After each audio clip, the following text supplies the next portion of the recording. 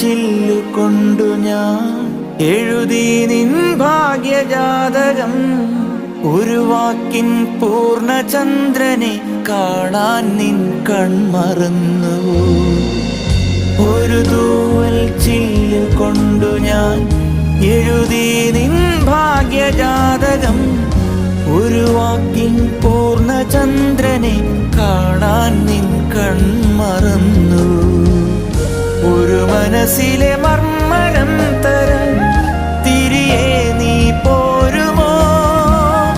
ഒരു മനസ്സിലെ മർമ്മരം തരാൻ തിരികെ നീ പോരുമോ? ഒരു യാത്ര